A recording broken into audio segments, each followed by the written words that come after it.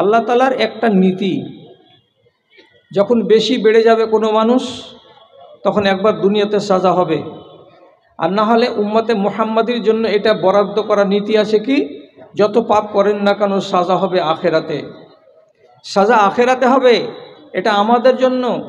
কিন্তু ক্ষেত্র এমন আছে কিছু যে যেই ক্ষেত্রে সাজা দুনিয়াতে হয়ে যেতে পারে, যখন মানুষ বেশি বেয়াড়া হয়ে যায়। আল্লাহ তাআলা বলছেন আমি ছাড়িনি, আমি বিগত দিনে বহু মানুষ তোমাদের সামনে আছে, তোমরা কোরআনের আলোচনা শুনেছ, যারাই বেয়াড়া হয়েছে, আসামি হয়েছে, তাদেরকে আমি রেহাই দিইনি, আমি পাকড়াও করেছি, আমি ছেড়ে কথা বলিনি। আমি কয়েকটা মিনিটের ভেতরে আপনাকে শুধু স্মরণ করাবো বলে উদাহরণ হিসাবে খুব সংক্ষেপে 2-3টা নাম নিচ্ছি, চেনা আছে আপনাদের নাম। একটা নাম কারুন। কারুন কত ছোট লোক ছিল, গরিব ছিল, কাঙাল ছিল, যে নিজের ইজ্জত ঢাকার বস্ত্র মিলত না, নিজের সতর ঢাকার জন্য তার কাছে উপযুক্ত কাপড় থাকতো না। ওর স্ত্রী তাকে বলেছিল, রিকোয়েস্ট করে যে যাও, তোমার খালাতো ভাই মুসা নবী দুনিয়ার লোকের উপকার করতে পারছে, তো তোমার পারবে না? দুটো মালের আরাধনা করো, ওকে গিয়ে বলো যে আল্লাহ আমাকে মাল দাও। স্ত্রীর কথায় গিয়ে মাল চাইল নবী মুসার কাছে। আল্লাহ রাব্বুল আলামিনের নবী মুসা দোয়া করে দিলেন, বরকত হতে লাগলো তার মালে। লম্বা কাহিনী লাগবে না, ছোট করে শুধু বলছি কতটা বরকত হলো তার ধনে আর মালে, যে তার গোডাউনের চাবিকে ঘাড়ে করে নিয়ে বেড়াবে তার জন্য 40টা নওজওয়ানকে নিযুক্ত করা ছিল। একজনের বাবার হিম্মত ছিল না যে শুধু গোডাউনের তালার চাবিকে বয়ে নিয়ে বেড়াতে পারে। কতটি লোক চাবি বহন করি? 40 জন। তাহলে আপনি আইডিয়া করুন তালা কতটি ছিল, তাহলে আপনি আইডিয়া করুন গোডাউন কতটি ছিল, তাহলে আপনি আইডিয়া করুন গোডাউনে মাল কত ছিল। এত নাজ আর নিয়ামত আর এত ধন এবং দৌলত আল্লাহ রাব্বুল আলামিন তাকে দিয়েছিলেন। শেষ পর্যন্ত নবী মুসা একদিন তাকে একটা কথা বলে পাঠিয়েছিলেন, একটা ছোট্ট কথা বলেছিলেন। কি বলেছিলেন? ওয়াহসিন ইলান নাসি কামা আহসানাল্লাহু ইলাইকা। ও কারণ তোমাকে অনেক ধন আল্লাহ তাআলা দিয়েছেন, সুতরাং এই ধনের মধ্যে থেকে একটুখানি দয়া করো, একটা অংশ বের করে দাও, গরিবেরা যেন পায়, গরিবেরা যেন খায়, তারাও যেন উপকৃত হতে পারে। যেমন আল্লাহ রাব্বুল আলামিন তোমার উপরে দয়া করেছেন, মেহেরবানি করেছেন, তিনি যদি দয়া না করতেন তো তুমি ধনী হতে না। তা আল্লাহ যেমন দান করলেন বলে তুমি ধনী হলে, তেমনি তুমি একটুখানি দান করো যাতে গরিব গুলো খেয়ে বাঁচতে পারে। জবাব দিয়েছিল, একটা কানা কড়ি দেওয়া যাবে না, একটা কানা কড়ি। আমার ধনমাল হওয়ার পিছনে কাউরি অবদান নেই, আমারই সব বুদ্ধিতে করা। কোরআন মাজিদ বলছে, দাবি করে বলেছিল এই কারুন, উতিতহু আলা ইলমিন, আমি আমার বিদ্যার জোরে এই ধনকে উপার্জন করেছি। কার অবদান আছে এর পেছনে? সুতরাং কার কথা আমি শুনবো? একটা ছাগল, ভেড়া, দুম্বা, উট, গরু কিছুই দেওয়া যাবে না। যাও। হেত হুত করে তাড়িয়ে দিয়েছিল মুসা নবীর পিয়নকে। তারপর অহংকার দেখিয়েছিল অতিমাত্রায়। তখন আল্লাহ রাব্বুল আলামিন বললেন, আমার দেওয়া ধন আর মাল পেয়ে আমাকেই তুমি বড় বড় চোখ দেখাচ্ছ, আর আমার দিকে আঙুল তুলছ, আর আমার নবীকে তুমি অপমানজনক কথা বলছ। তাহলে তোমার মতো আসামি আর কে হতে পারে? যে লোকটা নিজের মালের মধ্য থেকে গরিবের অধিকার বের করে দেয় না, তো তার মতো জালিম দুনিয়াতে আর কে হতে পারে? তোমার মতো জালেমকে একটু সবক না শিখালে হবে না। রব্বুল আলামিন জমিনকে নির্দেশ করলেন, জমিন বুক ছেড়ে দাও, জালেমকে ভিতরে ভরে নাও। বুক চিরে দিল জমিন, এর মতো এক জালিমকে পেটের ভেতরে ভরে নিল। কতটুক ভিতরে গেল? সহি হাদিসে লেখা আছে, ইন্নাহু ইউজালজিলু ফি বাতনিল আরজে ইলা ইয়াউমিল কিয়ামতে। কিয়ামত যতদিন পর্যন্ত না হবে ততদিন পর্যন্ত জমিনের ভেতরে 4 আঙুল 6 আঙুল আধাত এক হাত করে ঢুকেই যাচ্ছে কারুন, ঢুকেই যাচ্ছে। যেদিন কিয়ামত সন্নিকটে আসবে সেই দিন কারুন পা ফুঁড়ে জমিনকে ফুঁড়ে তার পা বের হবে, তখন জানতে হবে যে হ্যাঁ কিয়ামত সন্নিকটে এসেছে। তার আগে পর্যন্ত সে মাটির ভেতর থেকে বেরিয়ে আসতে পারবে না, মাটির ভেতরে ঢুকেই যাচ্ছে। রব্বুল আলামিন তাকে কত বড় সাজা দিয়েছেন। কি বলেছিলাম গোড়াখানে, ওয়াইন্না মিনাল মুজরিমিনা মুনতাকিমুন, যারা আসামি হবে তাদের কাছ থেকে বদলা চুকিয়ে নিতে আমি আল্লাহ দ্বিধা করি না, এবং বদলা চুকাতে আমাকে দেরি লাগে না, আমি যখন ইচ্ছা তখনই বদলা চুকাতে পারি। একটা পকেটের এক সাইডে রাখেন, কার নাম বললাম? কারুনের। অপরাধ কি তা শুনলেন, অপরাধের শাস্তি কি? জমিনে ঢুকে গেল, মগজে রাখবেন। 2 নম্বর ব্যক্তির নাম বলছি, এর নাম ফেরাউন। ফেরাউন নিজেকে বলেছিল আল্লাহ। এই বাড়িতে নবী মুসা লালিত পালিত হলেন, দুধ খেলেন, তো মুসা নবীর মার, নিজের মার দুধ খেলেন, চাকরিটা হয়ে গেল মুসা নবীর মার ফেরাউনের বাড়িতে। এই দুশ্মনের বাড়িতে খেয়ে আর দিয়ে নবী মুসা বড় হলেন, সাবালক হলেন, তারপরে 40 বছর বয়স পেলেন, তারপরে নবী হলেন। আবার এই মুসা যে বছর জন্মগ্রহণ করে সেই বছরই ফেরাউনের কানুন ছিল, যত বেটা ছেলে আছে জবে করে দাও, একটাও বাচ্চা পুরুষ বাচ্চাকে রাখতে হবে না। কেন যে আমাকে আমার গণকদারেরা বলেছে এই বছর একটা শিশু জন্মগ্রহণ করবে যে আমার রাজত্বকে কেড়ে নেবে, অতএব একটাও বেটা ছেলেকে রাখা হবে না। হাজার হাজার বাচ্চাকে জবে করে দিয়েছিল কে? এই ফেরাউন জবে করে দেওয়ার পর এত বড় কানুন করেছে, তথাপি তার শাসন ব্যবস্থার ফাঁক ফোঁকর দিয়ে নবী মুসা জন্মে গেলেন। আর বড় যদি হলেন, লালিত পালিত হলেন তো ফেরাউনের বাড়িতেই হলেন। যখন 40 বছর বয়স হলো তখন নবী মুসা ফেরাউনকে শুধু বললেন একটা কথা, কি? আমি তোমার রাজত্ব চাই না, আমি তোমাকে রাজত্ব থেকে উৎখাত করতে চাই না, তুমি রাজা হয়ে থাকো, দেশটাকে তুমি শাসন করো, প্রজারা তোমাকে সম্মান করুক, ঠিক আছে, তবে আমি চাইছি কি তুমি নিজেকে আল্লাহ বলা ছেড়ে দাও, এবং আসমানের মালিক জমিনের মালিক সে আল্লাহকে তুমি আল্লাহ বলো। আমি যে একজন নবী তার 1 নম্বর প্রমাণ হলো এই মাথামোটা ফেরাউন তুমি বুঝে নাও। কি? তুমি যে কচু কাটা করেছো হাজার হাজার বাচ্চাকে, তো তুমি তো মুসা নবীকে আটকাতে পারোনি। এর মানে কি? আমি হলাম সত্য, আমি তোমার বাড়িতে মানুষ হয়েছি। আল্লাহ রাব্বুল আলামিনের যদি এটা কৌশল না থাকতো তাহলে তোমার বাড়ি থেকে অন্য জায়গায় আমি মানুষ হতাম। তার মানে কি? আমি হলাম সত্য, আমি একজন নবী, আমি নবী হয়ে সত্য কথা বলছি। তুমি রাজা হয়ে শাসন চালাও, আমি আপত্তি করব না, কিন্তু আল্লাহ রাব্বুল আলামিনকে, আসমানের মালিককে তোমাকে আল্লাহ বলে মানতে হবে এবং নিজেকে আল্লাহ বলা ছেড়ে দিতে হবে, এই দাবি হলো আমার। রাজি হয়নি। টাকার গরম, কে কার কথা শুনে নিজেকে আল্লাহ বলতেই থাকলো। আল্লাহ তাআলা কি বলছেন? তোর মতো অপরাধী আর কে আছে?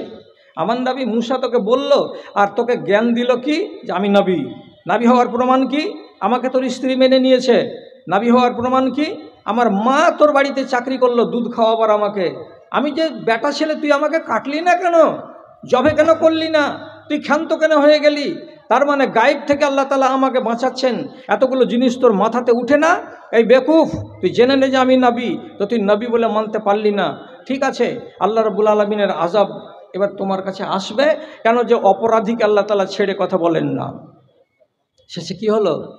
আল্লাহ তাআলা বলছেন ফাগরাকনাহু ওয়া জুনুদাহু, আমি আল্লাহ তাআলা তার উপরে ক্ষিপ্ত হয়ে গেলাম, ফেরাউনকে এবং তার সাই সামন্তকে লাইলস করে আমি নীল নদীতে ডুবিয়ে দিলাম। যখন ডুবতেই চলল, যখন পানি উপর চুপুর করে খেতে লাগলো, তখন ফেরাউন বলেছিল আমানতু বিল্লাযী আমানাত বিহি বানু ইসরাঈল, আমি ঈমান আনছি সেই আল্লাহর উপরে যে আল্লাহর উপরে বানি ইসরাঈলেরা ঈমান এনেছে।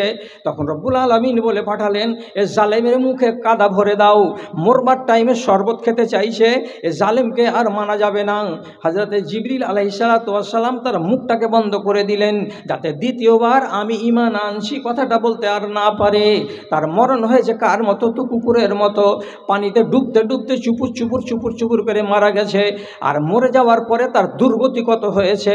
আল্লাহ রাব্বুল আলামিন বলছেন, সারা পৃথিবীর কীড়া মাকুড়াকে আমি জমিনকেও নিষেধ করেছি, মাকুড়াকেও নিষেধ করেছি, পোকাকে নিষেধ করেছি, ফেরাউনের দেহের একটা অংশ, একটা বিন্দু পর্যন্ত তোমরা খাবে না, যেমন আছে তেমনই থেকে যাবে, যাতে করে আগামী জন্মে পৃথিবীতে যত মানুষ আসবে সবাই যেন জানতে পারে যে আল্লাহর সঙ্গে বিদ্রোহ করতে গেলে কেমন আযাব হয়। কাঁচের ঘরে এখনও রাখা আছে ফেরাউনের লাশ। আপনি মোবাইলটাকে টিপেন আর খালি বলেন ফেরাউন, আপনি এক্ষুনি দেখতে পাবেন যে ফেরাউন আমচুর হয়ে শুকিয়ে কাঁচের ঘরের ভেতরে মিশরের মিউজিয়াম ঘরে তাকে রাখা আছে। আপনি শিক্ষা নিতে পারলেন না? না পারবেন না। আল্লাহ কি বলছেন? যারা আসামি হবে তার কাছ থেকে বদলা নিতে আমাকে দেরি লাগে না। আরেকটা দিয়ে দিচ্ছি আপনাকে সাথে সাথে। আল্লাহ তাআলা নবী সলেহকে একটা উট দিয়েছিলেন। উটটা হলো মুজেজা। তিনি বলেছিলেন উট তোমাদের ক্ষতি করবে না, যেখানে ইচ্ছে সেখানে চলবে, যেখানকার জমিতে ইচ্ছা খাবে, খেয়ে দিয়ে বেড়াবে, উটটাকে তোমরা মারিও না। যদি খারাপ উদ্দেশ্যে উটকে তোমরা টাচ করো তাহলে তোমরা রেহাই পাবে না, কেন যে এটা আল্লাহর প্রেরিত উট। এই উটের সঙ্গে বেয়াদবি করা মোটেই চলবে না। এতবার করে বলার পরেও শেষে কি হলো? হলোটা কি? ফাকারুহা, ওই জাতি করলো কি? তার পাকে কেটে দিল। আর যেমনি উটের পাকে কেটে দেওয়া, উটটা আক্রান্ত হয়ে কাবু হয়ে এক জায়গায় বসে গেল। আল্লাহ রাব্বুল আলামিন বলছেন, এরকম তোরা আমার নবীর কথা তো শুনলি না, মানলি না, উপরন্ত তোরা একটা অবলা জীব, একটা প্রাণীর পাটাকে কেন কেটে দিলি? রব্বুল আলামিনের জানে খেদ হয়ে গেল। তিনি বললেন, তোদের মতো নাফরমান যারা আছে তাদেরকে ছেড়ে কথা হবে না, আযাব দিতেই হবে। তখন আল্লাহ তাআলা কোরআনে বলছেন, যারা যারা আম্মা পারা কোরআন মাজিদটাকে পড়েন মাঝে মাঝে, তাদের জানা আছে এই আয়াতটা। আল্লাহ তাআলা কি বলছেন? ফাদামদামা আলাইহিম রাব্বুহুম বিযামবিহিম ফাসাওয়াহা ওয়ালা ইয়াখাফু উকবাহা। দমদমা, দমদমা মানে কি? আর যদি আসল তর্জমা না করি আর শুধু এই কথা বলি যে শালা ওকে দাম দামিয়ে দিয়েছে, তো বুঝতে পারেন না দমদমা মানে কি। রব্বুল আলামিন সব তল উপর করে দিলেন। এমন করে তিনি অবস্থা তাদের তৈরি করলেন যে সব বিভ্রাট হয়ে গেল, যত তাদের সাই সম্পদ ছিল সব নষ্ট হয়ে গেল, আযাবে গ্রেফতার হলো, ধূলিসাৎ হলো, ছাই হয়ে গেল, ভস্ম হয়ে গেল। আল্লাহ রাব্বুল আলামিন বলছেন, যারাই আমার সামনে অপরাধ করবে আমি ছেড়ে কথা বলি না, তাদেরকে আযাব না দিয়ে আমি ছাড়ি না। যদি তার গুনাহটা ছোট হয় তো ছোট আযাব দিয়ে থাকি, আর গুনাহটা যদি তার বড় হয় তাহলে বড় আযাব তাকে দিয়ে থাকি। কেন কথাগুলো বলছি আপনাকে একটা কোনো কথা বলবো কড়া, তার জন্যই বলছি। এখন আপনার ঘাড় নেড়ে নেড়ে আপনাকে খালি মোলায়েম করছি যাতে হজম করতে পারেন কথাটা। জি, লূত নবীর কওমের বদ চলন ছিল, ওরা মেয়ে ছেলের দরকার মনে করতো না, নাউজুবিল্লাহ। ওরা ছেলেতে ছেলেতে সমকামিতায় ব্যস্ত থাকতো। ছেলেতে ছেলেতে তারা নিজেদের খাহিশকে মিটিয়ে নিত, তাদের ইচ্ছা আকাঙ্ক্ষা সেখানেই পরিপূর্ণ হতো। মেয়েদের প্রতি একেবারে উদাসীন ছিল এমন কথাটা নয়, কিন্তু এতটা তারা মেয়েদের প্রতি আগ্রহী ছিল না যতটা আগ্রহী ছিল বেটা ছেলের প্রতি। হযরতে লূত আলাইহিস সালাতু ওয়াস সালাম বুঝিয়ে বললেন যে দেখো, এমন একটা কাজ তোমরা করছো যেটা পশু করে না। চোখের সামনে দেখো তো, ঘোড়াই এ কাজ করে, গরুতে কাজ করে, উটে এই কাজটা করে, কুকুরে এই কাজটা করে। যে কাজটা তোমরা করে যাচ্ছ এটা মানুষের কাজ নয়, এটা অত্যন্ত নোংরামি কাজ, জঘন্য কাজ, এত বর্বরতার কাজ প্রাণী জগতে কেউ করে না। তোমরা এখান থেকে সাবধান হয়ে যাও। এতবার করে বলা, একজন নবী বলছেন বারবার করে, তথাপি তারা কর্ণপাত করল না। 5 থেকে 6 জন ফরিস্তা এসেছিলেন বাড়িতে। তো মানুষের সকালে, ওদের চেহারাতে দাড়ি নাই, মুছ নাই, সব নওজোয়ান চেহারা দেখে যখন নবী লূতের সাথে গল্প হচ্ছে, ইতিমধ্যেই কিছু লোক জানতে পেরেছে। এবং তাফসীর বলছে যে নবী লূতের স্ত্রী ছিল বদচলন। পৃথিবীতে 2টা নবী এমন নসিবের দিক দিয়ে গণ্ডগোল ছিল তাদের, যে তাদের স্ত্রী জ্বালাতে তিনারা কাঁদতে কাঁদতে কাঁদতে কাঁদতে চোখের পানিকে শুকিয়ে দিয়েছিলেন। একটা নুহ নবীর স্ত্রী ছিল বদচলন, মানে বদ মেয়ে, আর একটা লুত নবীর স্ত্রী ছিল বদচলনের মেয়ে। এরা নিজের স্বামীকে স্বামী বলে পাত্তা দেয়নি। দুজনকে রব্বুল আলামিন বলছেন আযাবে গ্রেফতার করে দিয়েছিলাম আমি। তো ওই স্ত্রীতে বলে দিয়ে এসেছিল গ্রামের লোককে, এখানে এই যারা যারা আছেন, যারা যারা আড়ালে পাশের দিকে আছেন টাকা গেলে আস্তে আস্তে গুনেন।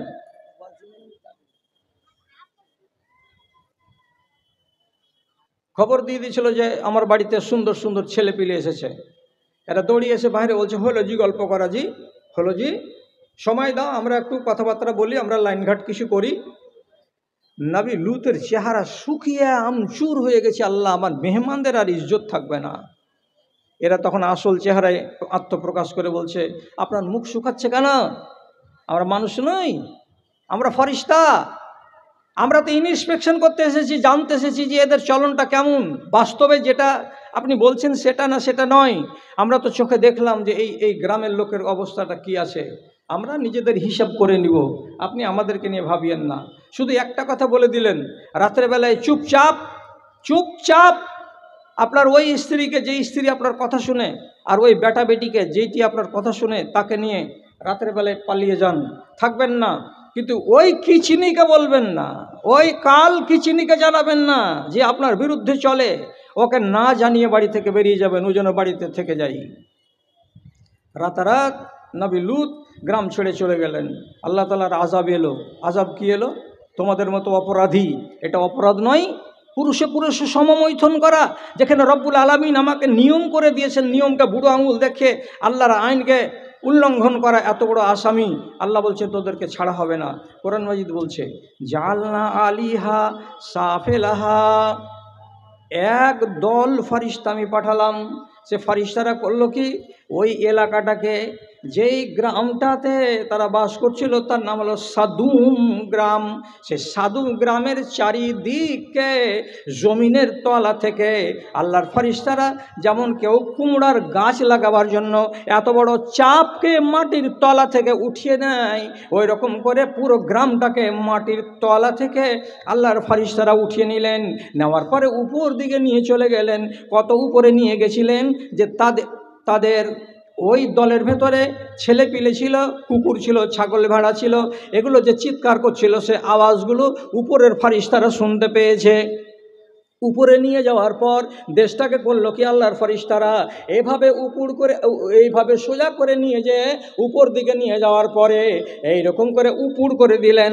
আর উপর করে দেওয়ার পরে ওই জায়গাতে ছেড়ে দিলেন। 500, 700, 1000, 2000, 10,000 মাইল উপর থেকে সব এক জায়গাতে দুম করে এসে পড়লো তো পড়লো, বাপও গেল, মাও গেল, গ্রামবাসী সবাই গেল, গরু গেল, ছাগল গেল, ভেড়া গেল, আর যত কিছু আসবাবপত্র ছিল সব জমির তলায় লুটিয়ে গেল। একটা প্রাণী বাঁচল না। আর জায়গাটাতে রব্বুল আলামিন একটা বিশাল বড় খাল করে দিলেন। সেই খালে পানি আজও আছে, সেই ঝিলে আজও পানি আছে। তাকে মৃত সাগর বলা হয়। মৃত সাগর। পানি কেমন? মোবিলের মতো। পান করা যায় না। কোনো গরু বাছুরে পানি পান করে না।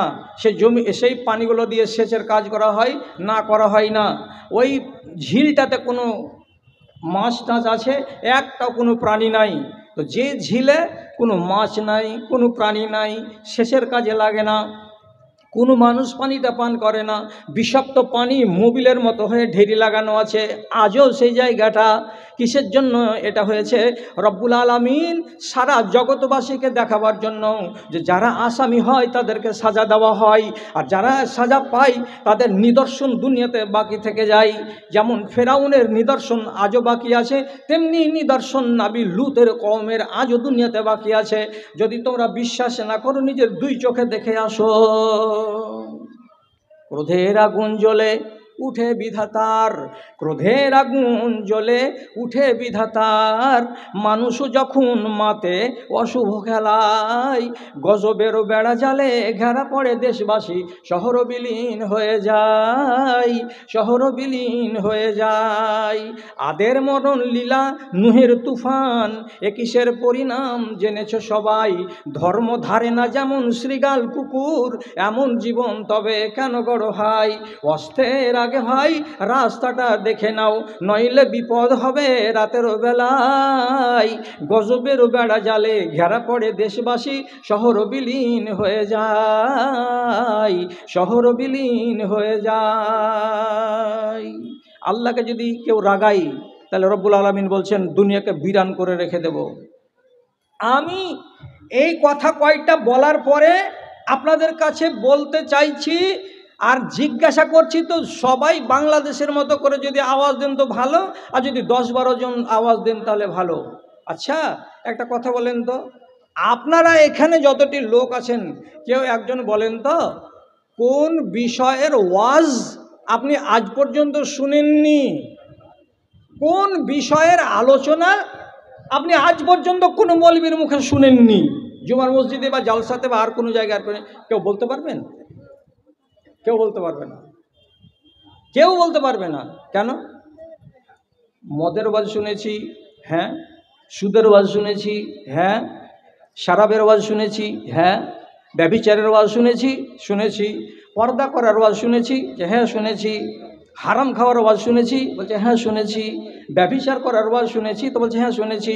জাদু করার ওয়াজ শুনেছি, তো বলে হ্যাঁ শুনেছি। জমি মেরে নেওয়ার ওয়াজ শুনেছি, বলে হ্যাঁ শুনেছি। পালিয়ে বিয়ে করার ওয়াজ শুনেছো, বলছে হ্যাঁ শুনেছি। বাপকে না জানিয়ে বিয়ে করলে এটা কেমন বিয়ে হয় শুনেছো, বলছে হ্যাঁ শুনেছি। নমাজ ছেড়ে দিতে গেলে কি হয় তা জানো, তো হ্যাঁ জেনেছি। রমজানের রোজা ছেড়ে দিতে গেলে কি হয় তো তা জানো, তো বল হ্যাঁ জেনেছি। তাহলে সমস্ত ওয়াজ আপনার এবং মায়েদের সব শোনা আছে, সব শোনা আছে, একটাও বাকি নেই। তাহলে বাকি যখন নেই তখন মানেন না কেন? এটা হলো প্রশ্ন। বাকি যখন নেই সবই শুনে রেখেছেন তো মানছেন না কেন? আর মানবেন কি বারের দিন? এই কথাটা আপনার কাছে শুনতে চাইছি। তো একটা একটা করে লোকের কাছে কি শোনা যাবে? মদ হারাম করা হলো, খেয়াল করুন কথার দিকে। আমি যেখানে সময় পেয়েছি সেখানে সময় আমি ইনশাল্লাহ ঠিকঠাক গত করব। মদ হারাম করা হলো, তো যখনই কোনো বিধান আসমান থেকে আসে তখন নবীজি একটা লোককে দিয়ে গোটা মদিনাতে খবর করিয়ে দেন। আগেকার দিনে ঢোল পিটা হতো ভাই, বলুন তো 2-4 জন লোক, হ্যাঁ না? আর ঢোল পিটা হতো। এখনকার দিনে ঢোল পিটা হয় না, মোবাইলে হয়ে যাচ্ছে কাজ। নবীজি কি করতেন?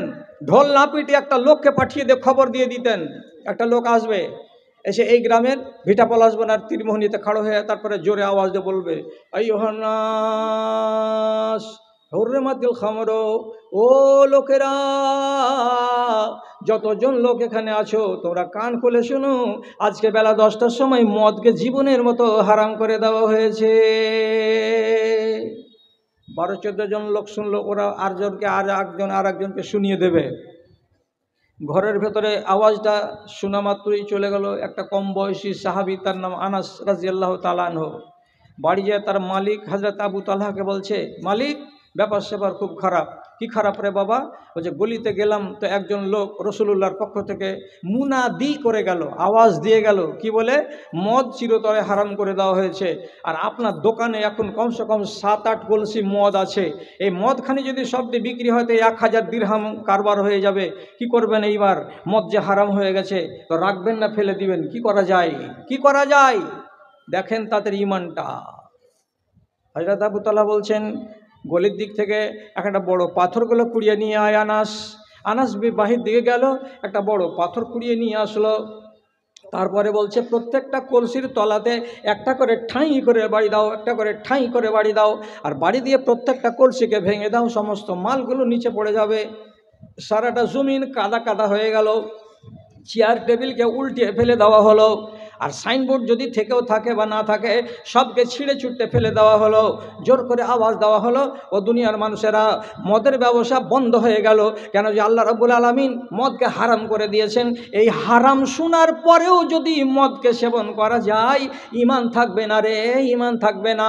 কেন? যে নবীজি পরিষ্কার ভাষাতে বলেছেন, একটা মানুষ যদি মদ পান করে আর মদ পান করে যদি মরে যায়, তওবা করার সুযোগ না পাই, তাহলে প্রথম চান্সে জান্নাত পাবে না। বড় সাংঘাতিক জিনিস মদ। মদ মানে নেশা। নেশা কাকে বলে? নেশার অনেক রূপ আছে। একগুলো নেশা নাকে টেনে হয়, ওকে বলা হয় নুশি। একগুলো নেশা ইঞ্জেকশনের সিরিঞ্জের ভেতরে ভরে দিয়ে রগে ঢুকিয়ে দেওয়া হয়, ওগুলো আর এক ধরনের নেশা। একগুলো নেশা হয় টাইলেতে করে কচিলে কচিলে মুখে ফেলে দেওয়া, এটাকে বলা হয় খৈনি। একগুলো হচ্ছে জ্বালিয়ে জ্বালিয়ে তাকে টানা, যেমন বিড়ি এবং সিগারেট। এটাও হলো এক ধরনের নেশা। এবং তারপরে আরও আছে, যেমন কোনো মানুষ আর মেয়ে আর ছেলে বিশেষ করে নমাজ পড়ে, তারপরেও বলে কি আমি ঠেলাতে পড়ে গুল করছি, না তো আমি কি এমনি মনের হরসে করছি, দাঁতের বিষে থাকতে পারি না। দাঁত লিয়া বসে থাক আর হারাম জিনিস দিয়ে দাঁতের বিষকে থামিয়ে থাও। কিয়ামতের দিন যেদিন তোর বিষ উঠবে সেদিন কিন্তু গুল আর দেওয়া হবে না তোকে, তোর বিষ সেদিন কি দিয়ে মিটবে? আজকে আঁচলের গিরাটাকে খুলে আবার নতুন করে গিরা লাগা। গুল হলো নেশা, তিরঙ্গা হলো নেশা, শেখর হলো নেশা, মধু হলো নেশা। যত আমার জাত যত আছো ছোট এবং বড়, ভালো করে শোনো। আমাকে গুলি করে মেরে দিল, আমার চিন্তা নেই, আমার মরার বয়স হয়ে গেছে। তোমরা ইবলিসের চেলা হয়ে গেছো। হারামি খেতে খেতে খেতে খেতে তোমাদের ঈমান নষ্ট হয়ে গেছে। আর এই কুলাঙ্গার জাত যতদিন পর্যন্ত নেশা না ছাড়বে ততদিন পর্যন্ত তোমাদের ঈমান পরিষ্কার হবে না। 60 বছরের বুড়া মসজিদে যাচ্ছে উজু করতে, তো মুখ থেকে খাইনি ফেলে বিসমিল্লাহ বলে উজু বানাচ্ছে। এই বুড়া, তুই জানিস তোর মুখখান দিয়ে কিসের গন্ধ বেরোয়? লাজ লাগে না? কি গন্ধ মুখটা দিয়ে বেরোয়? তুমি নিজে কোনোদিন শুকে দেখেছ? না, তুমি বুঝতে পারবে না। আর একটা লোককে বলো তো, যার মুখ দেখি কেমন গন্ধ আসছে, বলবে 13 দিনকার মরা ছুঁচার যা গন্ধ আসে ওই রকম গন্ধ আসছে। এই খৈনি খাওয়া মুখের। আর নমাজও পড়ছো আবার খৈনি খাচ্ছ। আল্লাহর কসম, যদি কথা হজম করতে পারো, তুমি গোড়াতে বলেছি, গোড়া কিছু টাইট কথা আমি বলবো। রাসূলুল্লাহকে মেহমান বানান আবু আইয়ুব আনসারী, আর এত বড় দস্তরখানে খানচাতে করে খানা এনেছেন। আল্লাহ পাকের রাসূল মদিনাতে এসে যখনই খানা এমনি করে নিয়ে মুখে দিতে যাচ্ছেন, তো মুখে পুরলেন না লোকমাটাকে, আবার থালাতে রেখে দিলেন। দিয়ে আবু আইয়ুবকে বলছে, আবু আইয়ুব খানা নিয়ে যাও। কেন রসুল? যে আমি খানা খাবো না। কেন খাবেন না আপনি? তো রাসূলুল্লাহকে বলছেন, তোমার খানাতে এমন জিনিস দেওয়া আছে যে জিনিসটা আমরা খুব রুচ করে খাই। সেটা কি? কাঁচা পেঁয়াজ এবং রসুন। কৃপা যেন মোর প্রতি হয়, আমি হীন গুনাহগার অতি অসহায়, চলিতে বলিতে কত ভুল ত্রুটি হয়, সেসবের খতিয়ান নিও না কো তুমি, এইটুকু করুণা চাই শুধু আমি, এর বেশি চাহিবার আর কিছু নাই, সকলের দাতা তুমি ওগো দয়াময়, সাধ্যের বাহিরে কোনো ঝামেলা দিও না, আপদে বিপদে মোরে কভু ফেলিও না, তুমি কভু ফেলিও না, দয়া করে সব গুনাহ মাফ করে দিও, রহম করিও মওলা রহম করিও, তোমার দয়ায় যেন পার পেয়ে যায়, সকলের দাতা তুমি ওগো দয়াময়,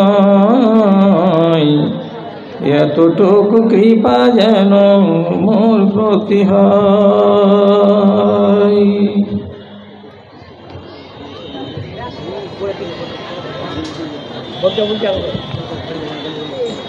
শ্রদ্ধেয় সভাপতি সাহেব, সমবেত এই এলাকার বিভিন্ন প্রান্ত থেকে, বিভিন্ন গ্রাম থেকে ইমানি জজবা নিয়ে, দিনের দরদ ও ভালোবাসাকে বুকে নিয়ে পতঙ্গের মতো ছুটে আসা অসংখ্য ও অগণন মাত্রায় আমার প্রাণের ভাই এবং বন্ধুগণ, তথা মজলিসে আর এক পার্শ্বে শান্তশিষ্টভাবে আদবের সাথে বসে থাকা আমার স্নেহের মাতা ও ভগ্নীগণ, একটি বছর গত করার পর আমরা সবাই মিলে এই মাদ্রাসার প্রাঙ্গণে একটা সুনির্দিষ্ট দিনে সমবেত হই। কি জন্য হই? আমরা কয়েকটা নিয়ত একসঙ্গে করে নিয়ে বাড়ি থেকে বেরোই। এটা মাদ্রাসার ডাক, সুতরাং মাদ্রাসা ডেকেছে, সেখানে হাজির হব। তো গেলে অন্ততপক্ষে এই নারীর টান আছে যে মাদ্রাসার সাথে, তাকে আর্থিকভাবে কিছু দিয়ে আমি স্বাবলম্বী করার একটা চেষ্টা করব। এটা হলো একজন মুমিনের পরিচয়। আর আপনি মনে মনে এটা নিয়ত করে বেরিয়েছেন যে টাকাটা ফেলে দিয়ে তাড়াতাড়ি করে চলে আসব না। সেখানে আমন্ত্রিত যে সমস্ত উলামায়ে কেরাম এসেছেন তাদের কাছ থেকে কিছু কথা শুনে আমার কাজে আসবে এমন কোনো কথা যদি পেয়ে যাই তো সেটা সেখান থেকে কুড়িয়ে নিয়ে বাড়ি আসব। যারা এই রকম নেক নিয়ত নিয়ে আসে এবং বসে আর কথা শুনে, তাদেরকে আল্লাহ রাব্বুল আলামিন সূরা জুমারের একটি আয়াতে অত্যন্ত চালাক এবং হিদায়াত প্রাপ্ত মানুষ বলে উল্লেখ করেছেন। তারপরে আবার বলছি আর একটা কথা, যে রাসূলুল্লাহ বলেছেন, কোনো মানুষ যদি তার পা দুখানায় ধুলো লাগায়, বালি লাগায়, এই জন্য যে সে বাড়ি থেকে হাঁটা দিয়েছে একটা ভালো উদ্দেশ্য নিয়ে। কি উদ্দেশ্য? আমি দুটো দিনের কথা শুনবো, জানবো, এই নেক বাসনা নিয়ে।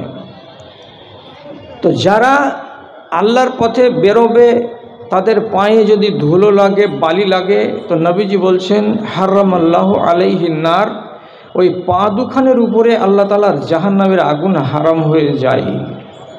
তাহলে এক কাজে বেরিয়ে আপনি টোটাল 3টা কাজ করবেন। নেক কাজের উদ্দেশ্যে বেরিয়েছেন বাড়ি থেকে, পায়ে ধুলা লাগিয়ে এসেছেন, আবার ধুলো লাগিয়ে বাড়ি যাবেন। 2 নম্বর কথা হলো কি, আপনি উলামায়ে কেরামের কথা কিছু শুনবেন, শুনে সেখান থেকে কিছু গ্রহণ করবেন। আর আপনাকে যে পয়সা আল্লাহ তাআলা দিয়েছে সেগুলো কিছু মাদ্রাসাকে দিবেন, দিয়ে আপনি মাদ্রাসাকে স্বাবলম্বী করে তুলবেন। 3টি উদ্দেশ্য নিয়ে আপনি এই জায়গাতে এসেছেন। সূরা বাকারা খুলবেন, বাড়িতে যাদের বাংলা তর্জমা আছে সেই বাংলা তর্জমা পড়ে জেনে নেবেন যে সূরা বাকারার যখন আপনি পড়তে শুরু করবেন তো তার 1 নম্বর আয়াত পড়া হবে, 2 নম্বর আয়াত পড়া হবে, তখনই আপনি পেয়ে যাবেন একটা কথা, ওয়ামিম্মা রাযাকনাহুম ইউনফিকুন। মুমিন কাদের বলা হয়? তার পরিচিতি দিতে গিয়ে আল্লাহ তাআলা বলছেন, ওদেরকে যা রিজিক আমি দিয়েছি সে রিজিক থেকে একটা অংশ যারা খরচ করে আমার পথে, তাদেরকে মুমিন বলা হয়। তাহলে যারা আপনারা এতজন লোক, ছেলে এবং মেয়ে, এই সুন্দর বাসনা নিয়ে মজলিসে উপস্থিত হয়েছেন, আপনাদের আগমন শুভ। তার জন্য আল্লাহ রাব্বুল আলামিনের দরবারে মোহাব্বতের সাথে সবাই মিলে একবার শুকরগুজারি করুন, নামাক হালালি করুন। নামাক হালালির ভাষা মোহাব্বতের সাথে একবার বলে নিই আলহামদুলিল্লাহ। তারপরে তার আখেরি রাসূল রাহমাতুল্লিল আলামিন, বিপ্লবী জননেতা জনাবে মুহাম্মদুর রাসূলুল্লাহ সাল্লাল্লাহু আলাইহি ওয়াসাল্লামের উপর শত সহস্র দরুদ ও সালাম নাজিল হোক। আল্লাহুম্মা সাল্লি আলাইহি, আল্লাহুম্মা বারিক আলাইহি। ভাইরা, একটা কথা বিশ্বাস করবেন, ফল যদি বেশি পেকে যায় তো মিষ্টি বেশি হয়, আর যখন আরও বেশি পেকে যাবে তখন ফলটা পচে যাবে আর থাকবে না, গাছে খসে পড়ে যাবে। আমার বয়স পাকা, আমি 64 বছর গত করছি, আর একটু পাকতে গেলেই খসে পড়ব, কবরে চলে যাব। আপনাকে যতগুলো কথা আমি আজ শোনাতে যাচ্ছি, কথার প্রতি সুবিচার করবেন। কথা অত্যন্ত টাইট, কথা খুব কড়া। কড়ার কথা বলতে গেলে আপনার গায়ে কি কেরোসিনের তেল ঢেলে আগুন লাগাবো, এমন কথাটা নয়। কথাগুলো হচ্ছে কঠিন মানার দিক দিয়ে, তার জন্য বললাম কথাগুলো অত্যন্ত কড়া। কথার প্রতি খেয়াল করুন, তারপরে সেই কথাগুলোকে হেফাজত করুন, আর সেই কথাগুলোকে আপনি আপনার জীবনে প্রতিফলিত করবেন, এইটা আপনার কাছে আমার আশা। আল্লাহ তাআলা বলছেন, ওই লোকটার চাইতে বড় জালেম দুনিয়াতে আর কে আছে আমাকে দেখাও।